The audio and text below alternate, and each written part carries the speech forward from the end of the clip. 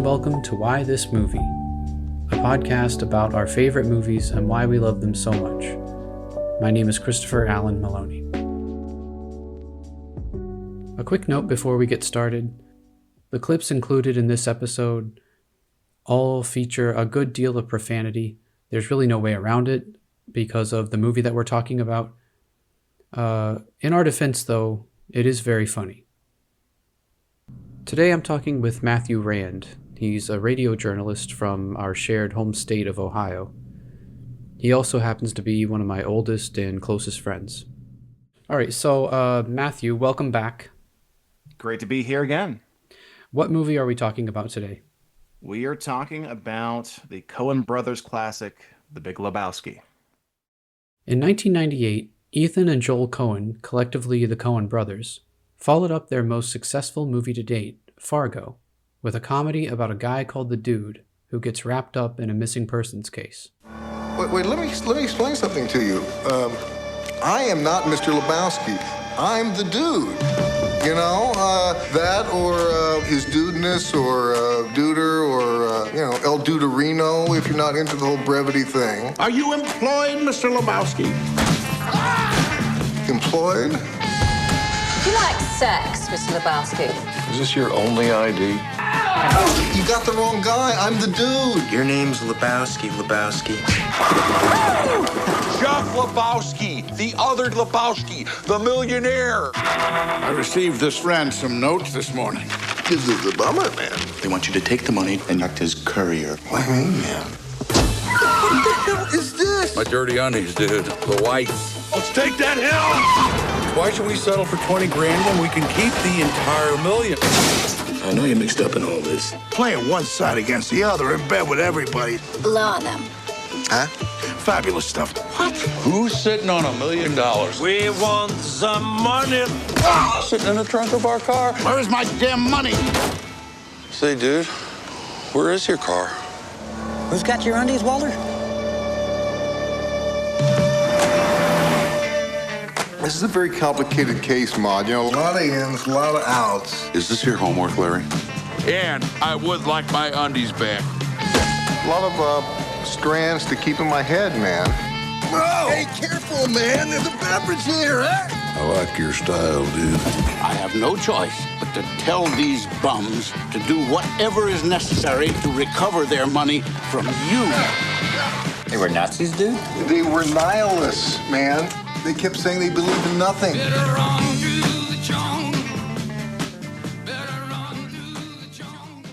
It's difficult to describe what The Big Lebowski is actually about. As far as plot, things get started when the Dude is the victim of mistaken identity, which is how his house gets broken into by a couple guys who demand money because of debts incurred by the woman they presume is his wife. Even though they've got the wrong guy, they take out their bad attitude on his living room rug. Your wife owes money to Jackie Treehorn. That means you owe money to Jackie Treehorn. Ever thus the deadbeats, Lebowski. No, don't do that. Not on the rug, man. See what happens, Lebowski? You see what happens? Nobody calls me Lebowski. You got the wrong guy. I'm the Dude, man. Your name's Lebowski. Your wife is Bunny. My wife, Bunny? Do you see a wedding ring on my finger? Does this place look like I'm fucking married? The toilet seat's up, man. The Dude explains what happened to his friends and fellow bowling teammates. Walter, played by John Goodman, a militant Vietnam vet who wants to take the case into his own hands, and Donnie, played by Steve Buscemi, a wide-eyed innocent and occasional third wheel. So this was a value dog. What tied the room together, dude? My rug. Were you listening to the dude's story, Donnie? Walter. Were you listening to the dude's story? I was bowling. So you have no frame of reference here, Donnie. You're like a child who wanders into the middle of a movie and wants to know... Walter, what's the point, man? There's no reason. Here's my point, dude. There's no fucking reason why these... Yeah, Walter, what's your point? Huh? Walter, what is the point? Look, we all know who is at fault here. What the fuck are you talking about? Huh? No, what the fuck are you... I'm not... We're talking about unchecked aggression here, What the fuck is he talking My about? rug. Forget it, Donnie. You're out of your element. Walter, the Chinaman who peed on my rug, I can't go give him a bill. So what the fuck are you talking about? What the fuck are you talking about? The Chinaman is not the issue here, dude. I'm talking about drawing a line in the sand, dude. Across this line, you do not. Also, dude, Chinaman is not the preferred nomenclature. Asian American, please. After meeting Jeffrey Lebowski in order to get restitution on his living room rug, the dude becomes the unwitting center of a complex kidnapping plot. There are dream sequences, absurd characters, and the impending bowling tournament to contend with. This is all set against the Los Angeles of the early 90s. More than anything, The Big Lebowski is about attitude. In this scene, the dude finds himself next to a mustachioed cowboy played by Sam Elliott at the bowling alley's bar. The cowboy drinks a sarsaparilla, while the dude enjoys one of many White Russians. How you doing there, dude? Not too good, man. One of those days, huh? Yeah. Well, a wiser fellow than myself once said, sometimes you eat the bar and much obliged. Sometimes the bar, well, he eats you. That some kind of Eastern thing? Far from it.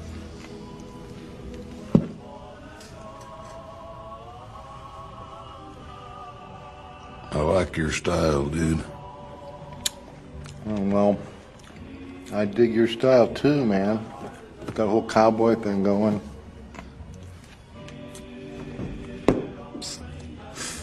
Thank you. There's just one thing, dude. What's that? You have to use so many cuss words. The fuck you talking about? Okay, dude. Have it your way. The Big Lebowski has an enormous fan base. People get obsessed with this movie. There was an annual event called the Lebowski Fest that started in 2002, 4 years after the movie's release. According to Wikipedia, it was last celebrated in 2018. There are several books written about the film, and in 2005, Dudism, or the Church of the Latter-day Dude, was officially founded. It's a philosophy, or it might more accurately be called a religion, that encourages its followers to go with the flow and take it easy. It is almost impossible to overstate its cultural impact. For me, its commentary on spirituality is perhaps the most fascinating aspect of the movie, even if I don't quite understand it. That mysterious cowboy character appears again near the film's end, offering some thoughts that I think might be the key to the whole thing. The dude abides. I don't know about you, but I take comfort in that. It's good knowing he's out there, the dude, taking her easy for all us sinners. Shush. I sure hope he makes the finals. When did you first see The Big Lebowski? It would have been in college. It was not on my radar when it first came out. I think it was 98 or 99 when that was released. Yeah, 98. There you go. Yeah, that was, I probably was too young for it at the time, but I learned about it later in college, and I think before I sat down to ever watch it, I probably had gleaned some sense of its notoriety. It was one of my good friends, Kyle Mann, back in college, who he thought it would be right up my alley, and we sat around one afternoon and watched it, and I was like, and I don't know if I got it right away. You know, it's definitely a vibe. You know, the music chosen for the film, curated by T-Bone Burnett. Just like it's oddball. It's not what you're used to. I mean, there's sort of a country western feel to it, but also it's this, you know, it's this caper, you know, this elaborate plot that, you know, a lot of people point out as, you know, ultimately meaningless. So it's like this wild ride you're on for the 2 hours or whatever long the runtime is. But yeah, I don't know if I even got it as much as I did on successive rewatches. And you watch it a few times, and the more memorable lines really start to click with you, and it's like, oh, okay, I'm seeing the appeal here. And yeah, it was. But yeah, that first time was back in college, and That would have been only so if you were watching it in college, it would have been what, like 2004 maybe? 2004, 2005, probably. Yeah, I'd been around about So that's only 6 or 7 years after it came out, and it's amazing that even by then it had such a loyal like cult following because it wasn't like a huge smash hit when it came out. Oh, right, yeah. Do you know offhand when the first Lebowski Fest was? I don't. I believe it was in 2002. So, like, yeah, it caught fire quickly and has not slowed down. For me, I was in film school at the time, and we were like in some of our directing classes, we were already like pretty much going through the Coen brothers catalog, and some of my friends, some of my fellow classmates kept talking about this movie, The Big Lebowski, which I was aware of, but I really didn't know anything about it. And so I borrowed it on DVD from somebody, and it was almost like you said, it was. I don't think I laughed out loud or anything. Right, yeah. It takes some processing that first watch or two, I think. I remember thinking it's too funny to laugh at. There's almost like too many funny things going on at once.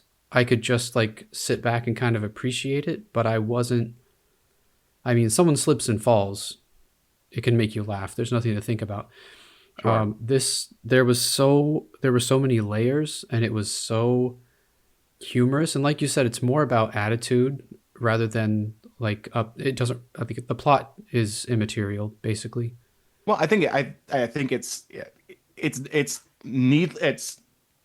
I say needlessly, but that's the wrong word.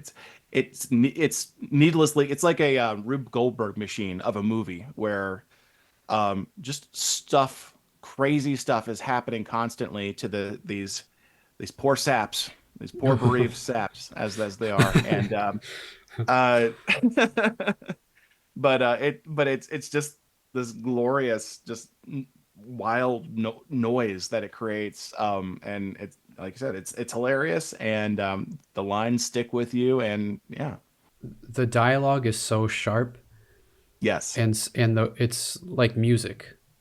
it is. It bounces back and forth so well that's really what when I think of it, when I think of why I've watched it so many times, I just think of Donnie, the dude, and Walter sitting together at the bowling alley, and the way that their lines pop back and forth almost like a tennis match. Yeah, that's my favorite thing. Those are my favorite moments. and I love that our three heroes' motivations are so well defined and consistent throughout. Walter is living in the past, whether it's his Vietnam obsession, his adopted Judaism, or the ex-wife, all the things, like he's like clinging to this virtue and this ethos of this bygone thing, and like everything ties back to it. And it's so funny because like none of these characters are particularly redeeming or anything. These aren't people you'd probably want to hang out with. They, kind of slobs and kind of, you know, anger issues and everything else, but they just they operate in the I don't know if like any amount of improvisation on the part of the actors happened on set. I don't think but so. It seems like it's so, because those beats that they hit are so tight that you think it's just really great writing. Yeah, I think like in Fargo, which was the last movie the Coens did before this one, there's a lot of like stammering and stuttering from the characters, but the actors in it have said like every little beat, every was actually in there. Yeah. Like it's very precise. You mentioned the Lebowski Fest. What do you think it is about the movie that has inspired this kind of obsession? Because it seems like the people I know who enjoy this movie there are no like casual fans You of the don't Big sit on the fence with it. No, right. I think, I mean, I think it is a testament to how brilliantly written and performed and directed the movie was. I also think it is sort of like this secret language, right? That once you like think about it and really latch onto these characters and their antics, it's like a secret language. It's like you're in this club of other misfits that also get it. There's this alchemy going on, yeah, that I can't explain. Do you know about dudism or the Church of the Latter-day Dude? I'm passingly familiar with it. I could not quote you its specific tenets. No. I believe technically it is considered a religion. Like it's been founded and established Yeah. as a religion. Going from the movie, going from the character of the dude, what do you think the pillars of that faith would be? Well, brevity would not be one of them. Indeed.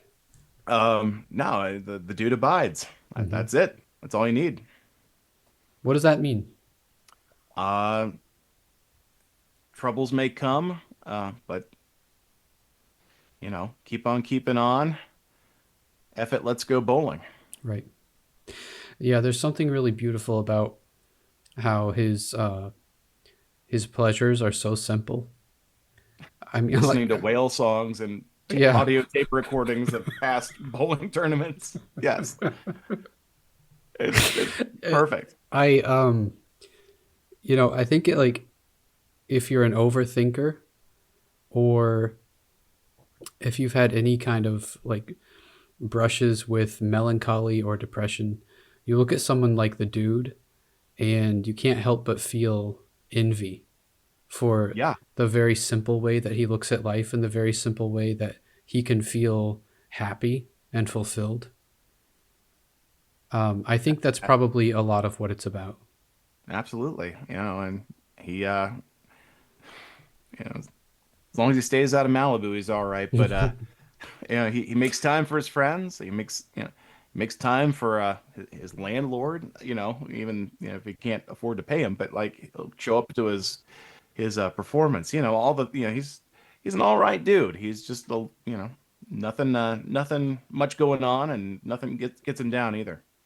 There's a line near the end when the cowboy character, the stranger, I love that he only has that one actual interaction with the dude's world. Other than that, he's just narrating.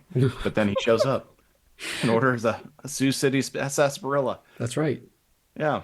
Which I saw at Cracker Barrel once. Yeah, I've had it before. It's good. Oh, okay. Yeah, it is good. It's a good one. It's a good one. Yeah. Yeah. He says something near the end about how he takes comfort in knowing that the dude is out there taking her easy for all us sinners. That's right. What on earth does that mean? I think you can take comfort in whatever it means, whatever you think it means. I guess that's the way the whole darned human comedy keeps perpetuating itself down through the generations, westward the wagons, across the sands of time until we... Oh, look at me. I'm rambling again. It's an absurd movie, but it points. I think what you're getting at, and I think you're right, is that it points to the absurdity of just happenstance and the things we go through and the scraps we get into and pickles with our relationships and the choices we make. A lot can happen, and but it's a nice mirror to hold up. Yeah, I think about how, just like with the movie, what happens is fairly insignificant. Yeah. However, the attitude is pretty much all the movie is about. Yeah. And that's you might say that's true of life in general. Like what happens to us is usually far less significant than the way we see it or the way we approach it. No, that's true. And with the exception of a few usually terrible people, none of us really make much of a mark on history, and we can't take any of this with us, you know. So, and no one's getting out alive. So, it's, you know, we're just here for a moment, and we might as well enjoy the ride and make some good friends along the way, and you know, strive for the world we'd like to live in that's better than the one we've got. So what makes you keep going back to it? The jokes don't go stale. Like you're like anticipating that line that you have memorized word for word, and it's just the beats are just perfect, and there are new little things you notice every time you watch it. Yeah, it doesn't disappoint. What did you notice the most recent time you watched it?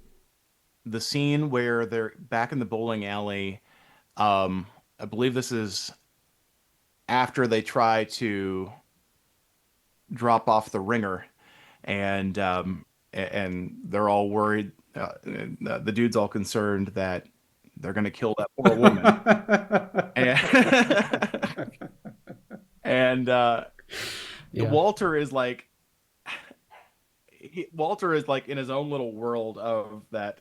He's so angry at the idea that this person has, like, you know, kidnapped herself and is just, you know, running all over town, and, you know, Yeah. running up bills everywhere. And there's just, John Goodman just nails the timing of these, and then he gets cut off right mid sentence, mid thought, by something Donnie says, and it's just perfect. Yeah. Yeah, I mean, this, whether or not this woman was kidnapped or kidnapped herself or the money she owes, has little to nothing to do with the life of Walter Sobchak. And but it does, with his sense of justice and his Right. buddies who died face down in the mud. He's taken it upon himself to be like the avenging angel. So he can enjoy this family restaurant. That's right. Right. But it's funny that I think in that scene, it's after things have gone pretty disastrously wrong.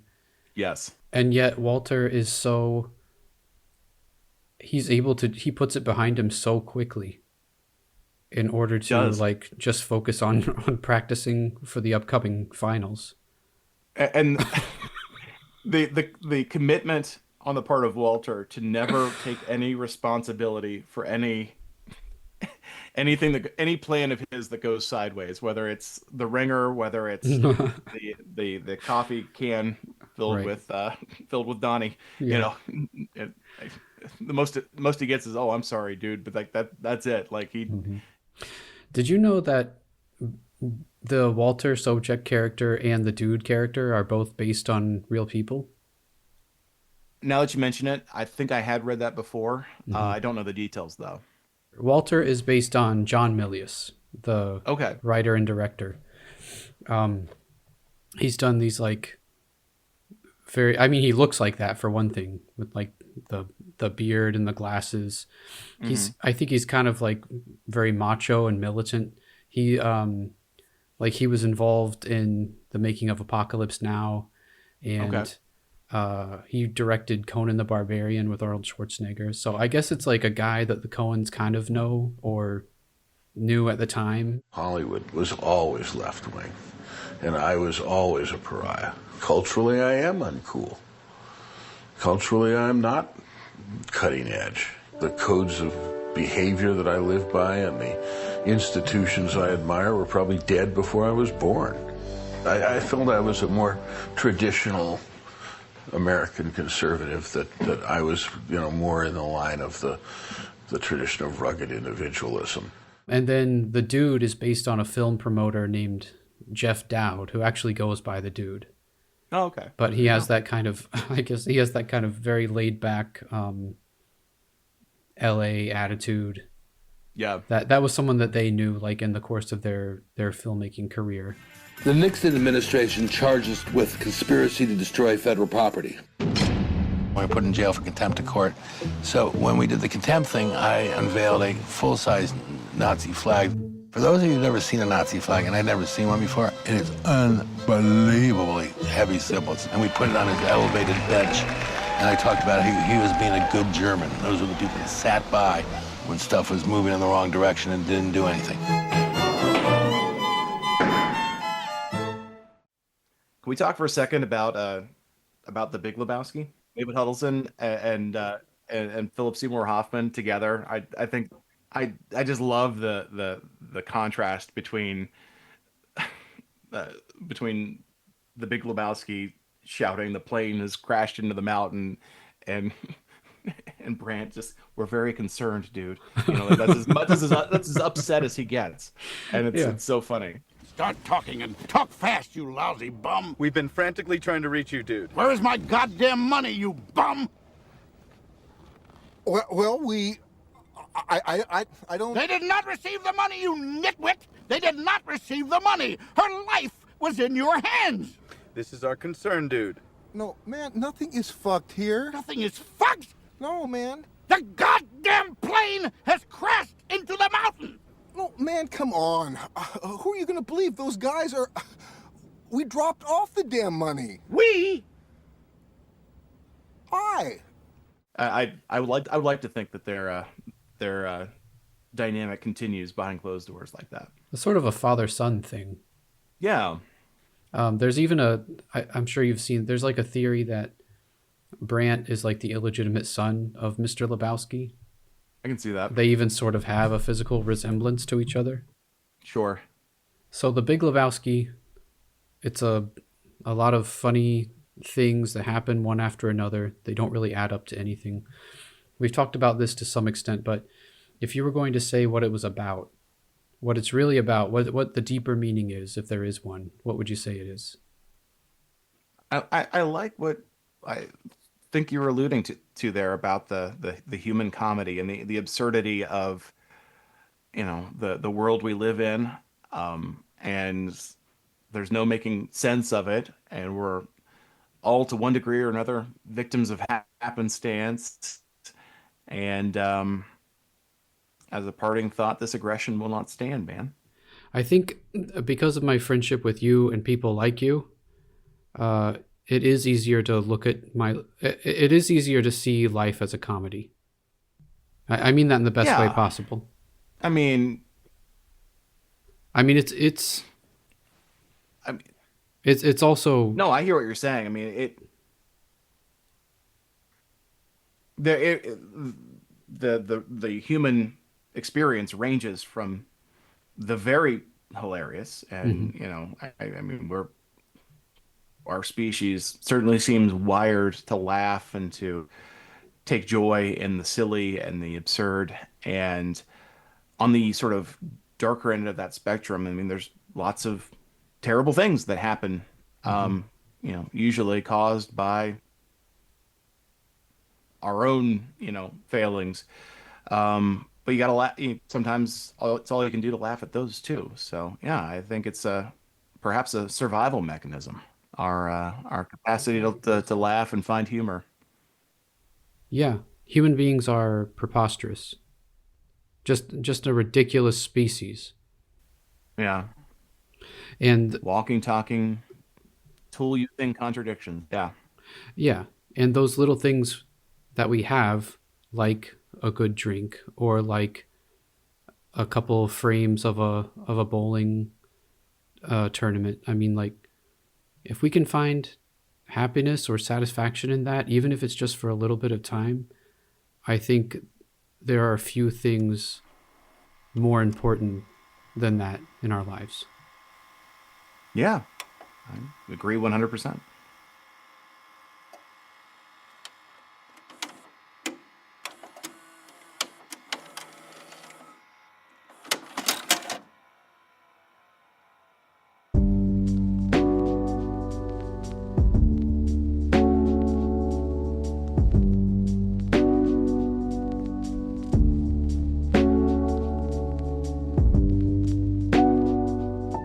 Thank you for listening to Why This Movie. If you have a movie that you love that you'd like to talk about, email me at christopherallenmaloney@gmail.com, and you may be featured on an upcoming show. Please remember to rate and review on Apple Podcasts or Spotify or wherever you listen to podcasts. And hit the subscribe button so you always know when we have a new episode released.